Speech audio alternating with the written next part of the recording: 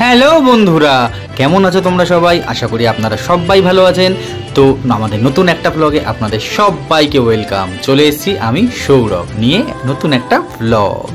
তো আজকে আমি ব্লগ করছি রথের দিন।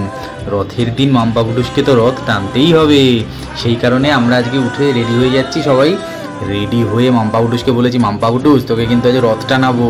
তো রথ টানতে গিয়ে বেরিয়ে পড়েছে মাম্পা পুটুস।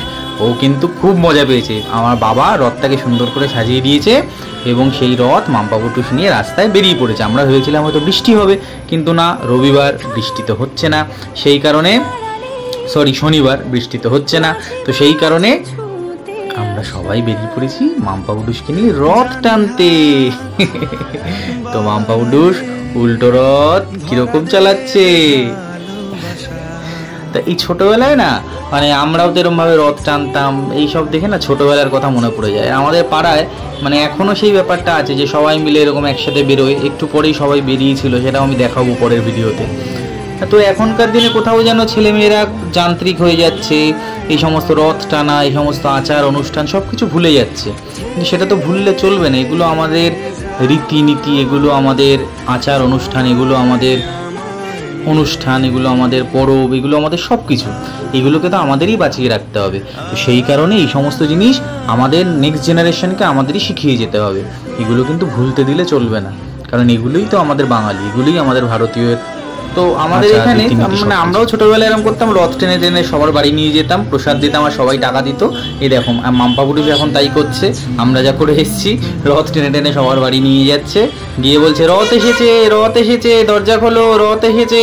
আর সবাই বেরোচ্ছে, হাসি মুখে বেরোচ্ছে, বেরিয়ে সবাই প্রসাদ নিচ্ছে, সবাই দেখো রথ টানছে। সব আপনারা দেখুন যে সবাই এই রথটাকে টানছে, প্রণাম করছে, তারপরে কিছু পয়সা যে যেরকম ইচ্ছা হচ্ছে, 10 টাকা, 20 টাকা, 50 টাকা, 100 টাকা, যে যেরকম হচ্ছে ওই রথের মধ্যে রেখে দিচ্ছে। তো মাম্পা পুটুসের কিন্তু ভালোই টাকা ইনকাম হয়ে যাচ্ছে।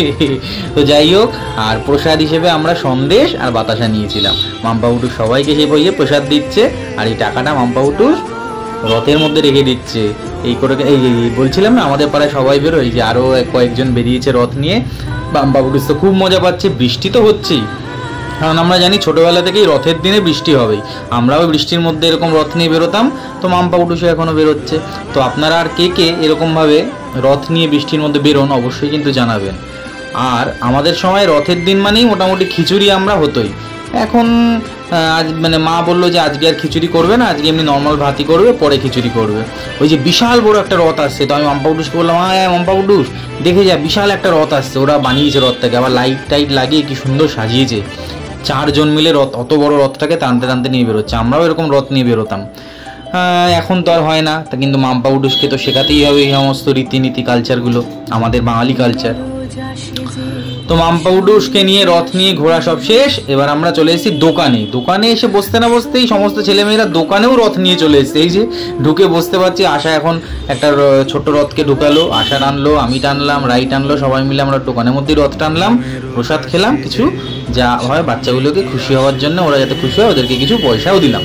যাই হোক, এরমভাবে একের পর এক রথ এসেই যাচ্ছিলো। এরপর আমরা হঠাৎ করে দেখলাম যে আমাদের শ্যামনগরে বিশাল বড় একটা রথ টানা হয়। তো সেই রথ মানে অনেক লোক মিলে রথ টানতে টানতে যায়, এবং সব অনেকে নাচানাচি করতে করতেও যায়, এরকমভাবে বিভিন্ন পোশাক পরে সুন্দর, বেশ সুন্দর লাগে। শুধু আমাদের শ্যামনগরেই নয়, এখন অনেক চারিদিকেই এই জিনিসটা হচ্ছে। আমার বেশ ভালো লাগছে যে এই ব্যাপারটা আস্তে আস্তে ছড়িয়ে পড়ছে। এরকম এই জিনিসগুলো তো হওয়া দরকার, অবশ্যই হওয়া দরকার। তো রাস্তাঘাট একটু জ্যাম হয় ঠিকই, কিন্তু তাহলেও বছরে একদিন এগুলো একটু হতেই হবে। এগুলো না হলে হয়? এগুলোই তো আমাদের ভারতীয় ধর্ম, রীতিনীতি, আচার, এর মধ্যে সমস্ত কিছু আমাদের লুকিয়ে রয়েছে। আমাদের ধর্ম তো আমাদেরকেই পালন করতে হবে, তাছাড়া আর কে করবে? তো বেশ ভালোই লাগলো। মাকে বললাম যে রাত্রিবেলা একটু গরম গরম খিচুড়ি করে ফেলো। তো বাড়ি গিয়ে আমরা এখন রাত্রিবেলা গরম গরম খিচুড়ি খাবো। তার আগে আরেকটা প্ল্যান আছে, যদি বৃষ্টি না পড়ে তাহলে আমরা ভেবেছি আজকে একটু রথের মেলা হচ্ছে আমাদের শ্যামনগরে, খুব বিআরএসে খুব বড় করে রথের মেলা হয়। তো আমরা ভেবেছি সেই বিআরএসে রথের মেলায় যাব। তো মাঝখানে একটু 1 প্লেট মোমো নিয়ে আসা গেল, মোমো নিয়ে এসে মোমো খাওয়া হয়ে যাচ্ছে সবাই মিলে। তার মধ্যে এখন আশা ডায়েটিং করছে, সেই কারণে আশাকে বললাম, আশা আর ডায়েটিং করিস না, তুই তো এমনি রোগা, আর কত রোগা হবি।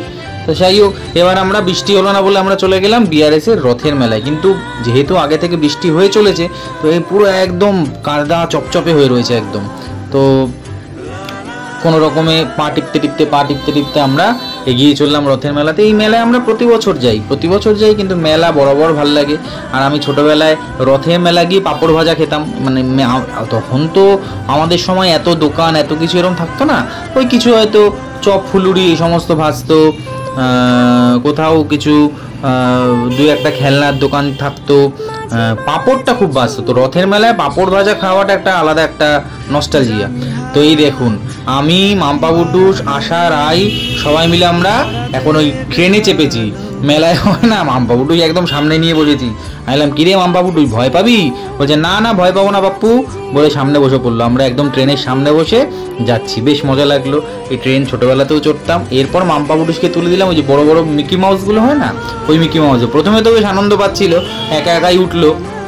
ওপরটায় উঠতে একটু কষ্ট হচ্ছিল, কিন্তু ধরে ধরে উঠলো, কিন্তু ওপরে উঠে নামতে পারছিল না। সে ভ্যাঁ করে কান্না শুরু করে দিয়েছিল। তারপর চলে যাওয়া হলো মাম্পা বুটুসের খেলনা কিনতে। এবার কি খেলনা কিনবে সেটা তো আর পছন্দই হচ্ছে না। পছন্দ না হতে কি যে খেলনা কিনলো আমারও মাথায় ঢুকলো না। কি একটা ওয়াটার ফিল্টার নাকি এরকম ছোটো রঙের, কি জানি না, বুঝি না। তারপর চলে যাওয়া হলো যথারীতি, মেলায় গিয়ে খাওয়া হবে না এটা হতে পারে না। এবার সব খেতে চলে গেল। ভেলপুরি নেওয়া হলো, কিন্তু ভেলপুরিটা কেউ খেতে পারলো না, কারণ ভেলপুরিটা খুবই বাজে জঘন্য ছিল। বাড়িতে নিয়ে গেল, মাও খেতে পারলো না, কেউ খেতে পারলো না ভেলপুরিটা। মানে শুধু টাকাটা নষ্টই হলো। তো যাই হোক, ব্লগটা কেমন লাগলো জানাবেন।